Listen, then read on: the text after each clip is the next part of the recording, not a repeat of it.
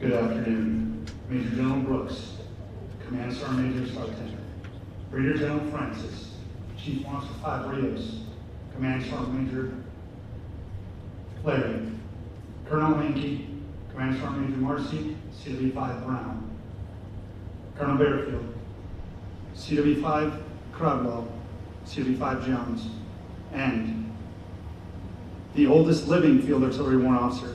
At a young age of 93, he has graced us with his presence. Please join us in a round of applause for Chief Warrant Officer for Retired, Richard Wilkinson.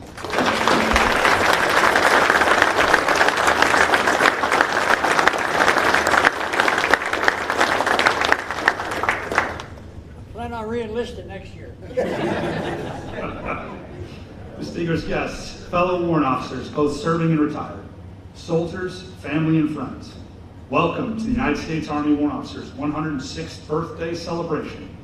My name is Warrant Officer 1 Draveling, and it is my privilege to serve as your Master of Ceremony for today's event.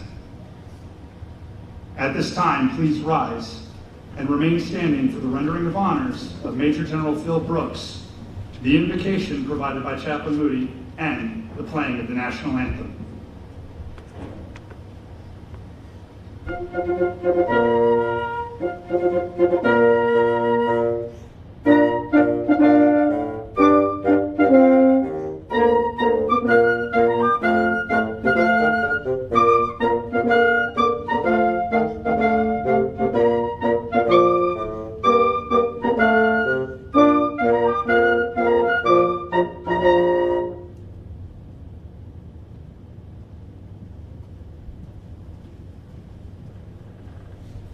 Good afternoon.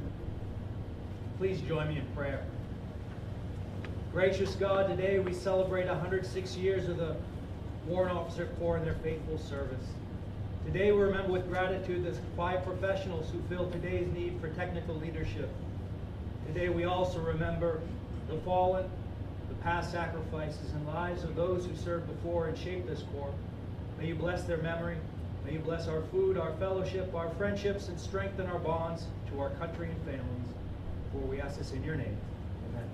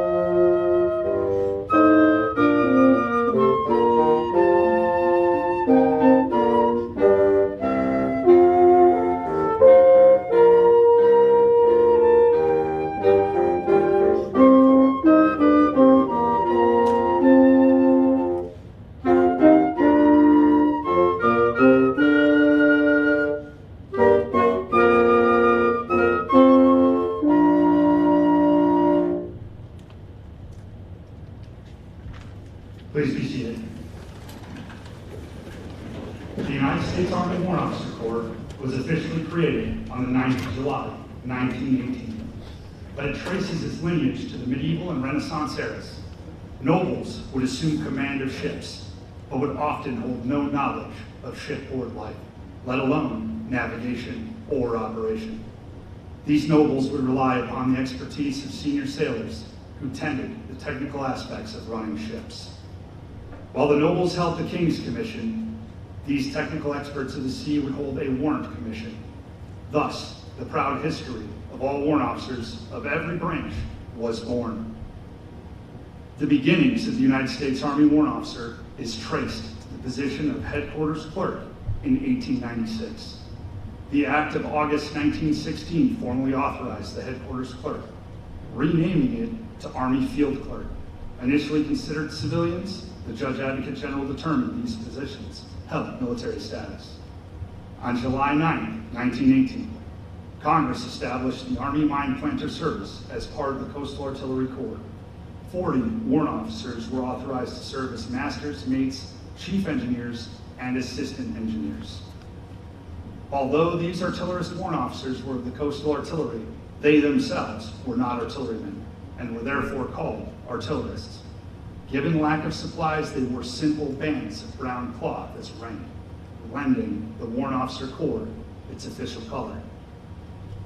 The National Defense Act of 1920 provided warrant officers to serve in clerical, administrative, and band leader positions, opening the way for new specialties across the Army. This act also authorized 1,120 warrant officers to serve on active duty, a vast increase from the 40 original authorizations. On May 12, 1921, a distinctive insignia was approved for warrant officers, known to all as the Eagle Rising. The official insignia consisted of an eagle rising with wings displayed, adapted from the Great Seal of the United States. The eagle is standing on two arrows, which symbolize the military arts and sciences. The eagle rising is enclosed within a wreath. Warrant officers of the Tank Corps were the first to wear this new insignia. The Defense Authorization Act for fiscal year 1986 amended Title 10 of the United States Code to provide that Army Chief Warrant Officers shall be appointed by commission. The primary purpose of the legislation was to equalize appointment procedures amongst the services. Another significant event occurred on 9 July 2004. Thousands of warrant officers across the Army came to celebrate the warrant officer's 86th birthday while ushering a change to the uniforms. Effective that day, all Army warrant officers replaced the corps insignia known as the Eagle Rising with the wide variety of branch insignias worn by the rest of the officer corps. In short, the Warrant Officer cohort has undergone several changes throughout its long and storied history. Currently, there are 43 career fields throughout the Army that warrant officers are serving in as subject matter experts. Warrant officers have served in every aspect of war and in every level of command. In March 2014, Chief Warrant Officer 5, David Williams, was selected by General Odierno to serve at the Pentagon as the first full-time Army Staff Senior Warrant Officer who advised the Chief of Staff of the Army on all matters pertaining to warrant officers. Effective 12 April 2024, General George, the Chief of Staff of the Army, authorized the change in title from Senior Warrant Officer Advisor to the Chief of Staff of the Army to the new title, Chief Warrant Officer of the Army. This is a historical moment in our cohort's legacy. In addition to its integral technical expertise, the United States Army Warrant Officer cohort has 3 Congressional Medal of Honor recipients. These heroic men are Chief Warrant Officer Ford Michael J. Novosel for conspicuous gallantry, intrepidity, and action at the risk of his life above and beyond the call of duty. Serving as commander of a medical evacuation helicopter in the Canton Province, Vietnam, Chief Warrant Officer Ford Novosel performed 15 extremely hazardous extractions under intense enemy fire.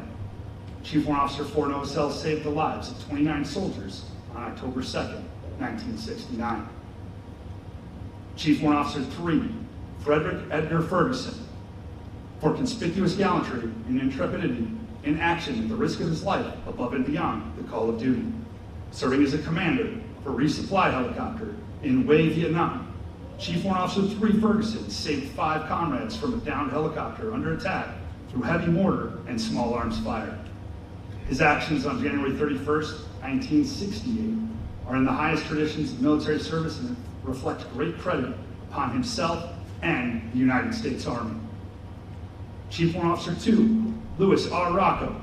Chief Warrant Officer 2 Rocco distinguished himself when he volunteered to accompany a medical evacuation team northeast of Katong, Vietnam. Approaching the landing zone, Chief Warrant Officer 2 Rocco disregarded his own safety and placed accurate fire on enemy positions. His aircraft was forced to crash landing through sustained major damage. Chief Warrant Officer 2 Rocco made multiple trips to carry survivors from the wreckage through heavy enemy fire. Despite his injuries, Chief Warrant Officer 2 Rocco's unparalleled bravery in the face of enemy fire and complete disregard for his own pain and injuries saved 3 of his fellow soldiers on May 24, 1970. Not only do Army Warrant Officers provide technical expertise on the earth, but we have extended our reach to space as well. Chief Warrant Officer 3 Thomas J. Henning, the first and only Warrant Officer to break the surly bonds of Earth, flying aboard the space shuttle Atlantis. He orbited the Earth 109 times, traveling 2.9 million miles, and returning safely to the Earth on December 1st, 1991. Warrant officers continue to impact both the Army and American culture. Army warrant officers have been portrayed in Hollywood movies such as Firebirds, The General's Daughter, and Green Zone. Recognized as a real American hero, the warrant officer was even made into a G.I. Joe in 1984. Today, warrant officers continue the legacy of its time-honored cohort and epitomizes the coined phrase, the quiet professional. We are keepers of the keys and will remain steadfast and loyal to the command and the mission. The famous artist Don Stivers commemorated the heritage of the Army Warrant Officer Corps with 2 distinct paintings, The Quiet Professional and Let Go. Both are seen on display in front of you today. These paintings exemplify the dedication to duty the Warrant Officer cohort maintains. It is fitting they honor the 94 warrant officers lost in conflict around the world during various operations, such as Chief Warrant Officer 2 Dwayne L. Moore, a fellow 131 Alpha. Chief Warrant Officer 2 Moore deployed to Operation Iraqi Freedom with 2nd Battalion, 15th Field Artillery. Chief Warrant Officer 2 Moore made the ultimate sacrifice, and we, here at Fort Sill, honor his memory each year. Students from every Warrant Officer Basic and Advanced course provide service to the Memorial Garden in front of ICO Hall as a token of reflection to Mr. Moore, the only 131 Alpha killed in action. We do our best to honor the memories of those brothers and sisters who have passed and reflect how we can live up to the legacy they have built before us. I will close by reading the definition of the warrant officer according to DAPAM 600-3, paragraph 3-9. The Army Warrant Officer is a technical expert, combat leader, trainer, and advisor. Through progressive levels of expertise in assignments, training, and education, the warrant officer administers, manages, maintains, operates, and integrates Army systems and equipment across unified land operations. Warrant officers are innovative integrators of emerging technologies, dynamic teachers, confident warfighters, and developers of specialized teams of soldiers. They support a wide range of Army missions throughout their career. Warrant officers in the Army are assessed with specific levels of technical ability. They refine their technical expertise and develop their leadership and management skills through tiered, progressive assignment and education. This concludes the narrative of the history of our time-honored cohort. Ladies and gentlemen, it is now our great pleasure and honor to have the Commanding General, Major General Brooks, as our guest speaker. Welcome, Major General Brooks.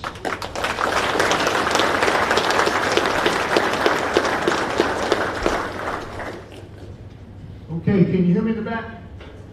All right, good. Hey, what a great day, and it is truly inspiring to me personally to hear the stories of the legends here on my left and right that you saw on the screen. Just outstanding. I had, You know, I was thinking about last night, what should I talk to the technical experts of our military about today? The truth is, I was shaped by a bunch of warrant officers from the time I left Snow Hall 30 years ago. And so if you've ever seen my bio, the first assignment, normally a field artillery man or woman goes to be a fire support officer, fire direction officer, platoon leader, as part of their first assignment. Well, I've always been kind of a one-off. And so my first assignment was in Baumholder, Germany, in an organization called Charlie 333, Target Acquisition Battery, or TAB. They don't even exist anymore, do they, Ron? No, sir. Yeah. And so there we had 3 Q-36 radars and 2 Q-37 radars. And so you had the senior warrants that took care of the Q-37s, the big radars, and then the junior warrants took the Q-36s. And so I was fortunate to serve with some legends like CW5 Stu Ellis, CW3 Leroy Giles, CW3 John Braley, and at the time, W01 Manny Vasquez, who I think had a pretty good career after that. I think he ended up retiring as a CW5. So I was shaped by those legends from the time I was a second lieutenant. So if you got any beef with me, just blame them, okay?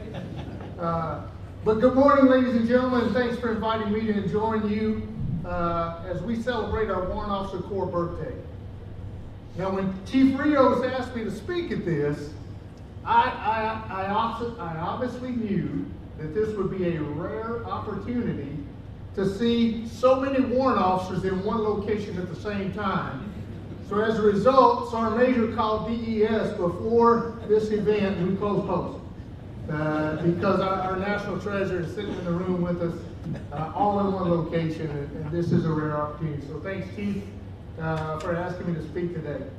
I'd like to just repeat a couple of the things that our narrator said today with a quick history lesson about our warrant officers, which has its unofficial roots back to the Continental Army. And the U.S. Army utilized the warrant officer as early as 1901 as within the coastal artillery, as you heard earlier, as U.S. Army mine planners. And now this was a critical role in the U.S. Army, and how fitting for us at the Fire Center of Excellence, the home of the artillery. However, the official creation of the warrant officer was established in 1918 during World War I. And Congress officially established the Army Mine Planner Service within the Coastal Artillery with the implementation on 22 July 1918. Now, fast forward a couple of years, the National Defense Authorization Act authorized warrant officers to serve in clerical, administrative, and band leader positions. Now, this act caused a dramatic increase, as you heard the narrator say, to about 1,120 warrants across the Army. But World War II saw yet another increase in our Warrant Officer Corps and a huge step in our service. From the introduction of flight warrants, most notably within the Tuskegee Airmen in the early 1940s, the official implementation of the Army Air Force in 1942 to the Women's Army Air Corps, the Women's Army Corps, which became the first unit that authorized female warrants in 1944. Each conflict since then has displayed the need for and importance of our warrant officers across our Army. From Korea, Vietnam, the Gulf War, Kosovo, and most recently the War on Terror, the warrant officer has stood tall and answered the call to service in the defense of our nation. Effective 12 April, as you heard, we have a Chief Warrant Officer of the Army, and when I see Chief Dixon Carter, for those of you that know Chief, I never turn down the opportunity to give her a hard time because she gets meal air easier than I do, so she gets to go everywhere. And so she is awesome. And so happy birthday to Chief as well. Now let me transition to our fine warrant officers sitting before me today. First, thanks for what you do every day for our Army and our nation. You all truly are the quiet professionals, as you heard here earlier during the briefing.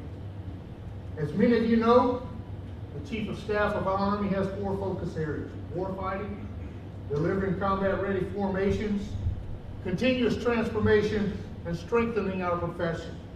And each and every one of you play a critical role in all of these efforts. So when I look at warfighting, we must look no further than our FORSCOM brothers and sisters here today. They're all first in line at Fort Sill in achieving the Chief's first focus area of warfighting. Whether that's the 131 Alphas in the Diamond Brigade, conducting targeting in support of the commander, our 140 Alpha Lima Kilos in 31st Air Defense, connecting, sustaining, or fighting our air defense weapon systems. The 255 Novembers, defending our networks. The 915s, sustaining our fleet. Or the 420s, supporting our soldiers every day. Each one of you play a huge role in our support to the warfighter.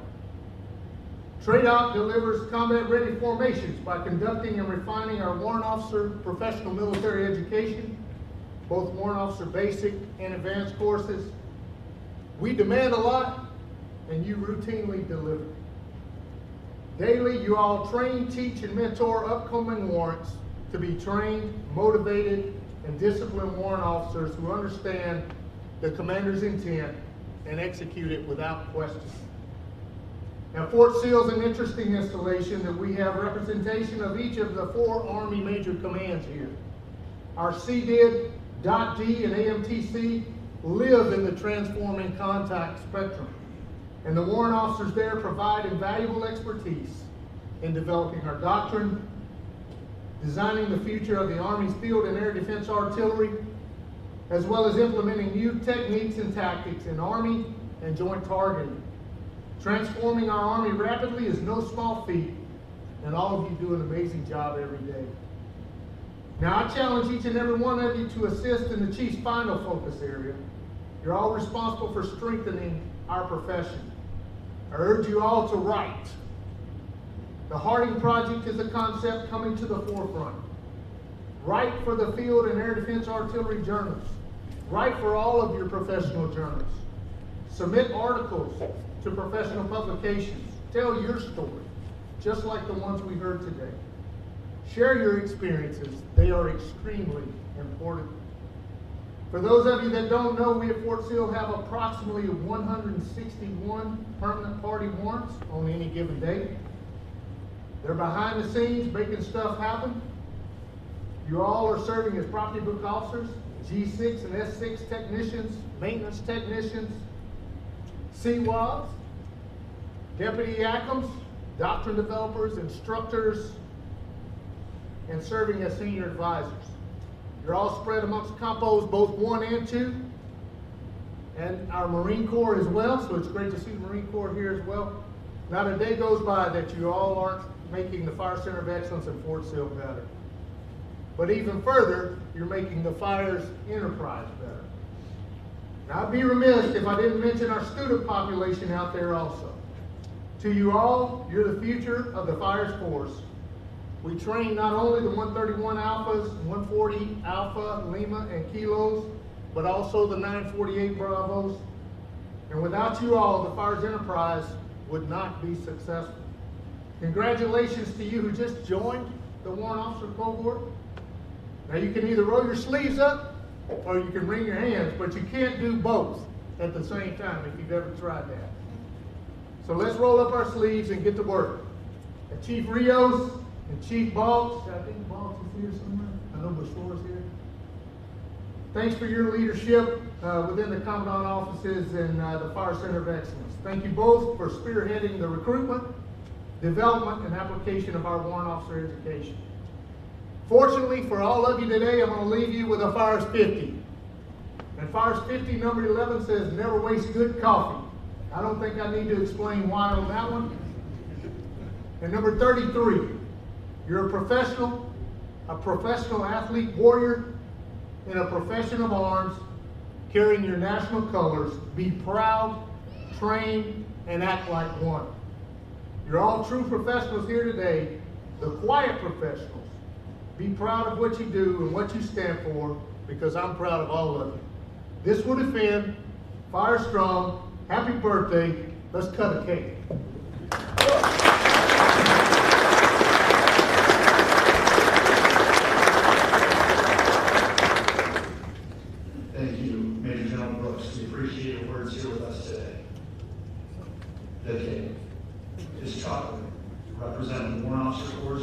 color, brown. The center image of the cake is the eagle rising, the symbol that to this day represents the cohort. Surrounding the eagle rising is a red border to symbolize the fighter's center of excellence. I would like to invite Major General Brooks, Chief Warrant Officer 5 Bayshore, and Warrant Officer 1 Cruz to please move to the center to conduct the birthday cake cutting ceremony. The cake cutting is a tradition that not only reflects the significance of today, but to also honor those who have come before us. Major General Brooks will be joined by Chief Warrant Officer 5 Bayshore, the Senior Warrant Officer, along with Warrant Officer 1 Cruz, our most junior Warrant Officer, to conduct the birthday cake cutting ceremony. Chief Warrant Officer 5 Bayshore and Warrant Officer 1 Cruz have been chosen to signify the experience, leadership, and mentorship that senior warrant officers maintain with junior warrant officers.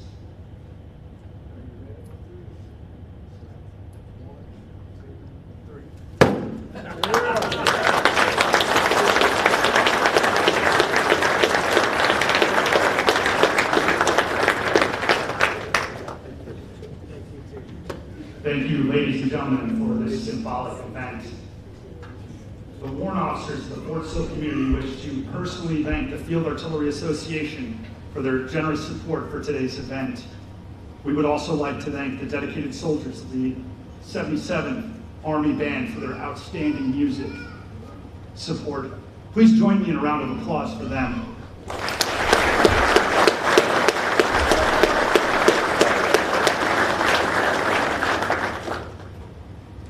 At this time, please rise for the playing of the Army song. Please feel free to sing along with us.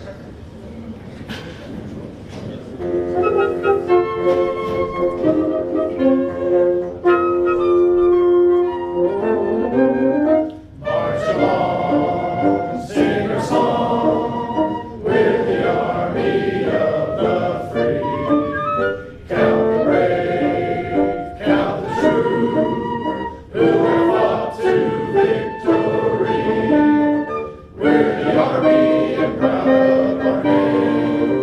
We're the army and proudly proclaim. First to fight for the right and to build the nation's might. And the army goes rolling along. Proud of all we have done, fighting till the battle's won. And the army goes rolling along. And it's high, high, hey, the army's on its way. Count off the kids loud and strong. For wherever we go, you will always know that the army goes rolling along. Ladies and gentlemen, this concludes today's ceremony. We ask the commanding general and all warrant officers, both active and retired, to please join us outside for a group photo in front of Snow Hall. Thank you for your attendance. Please join us for food and refreshments in the reception hall. We hope that everyone has a very happy 106th Warrant Officer Birthday.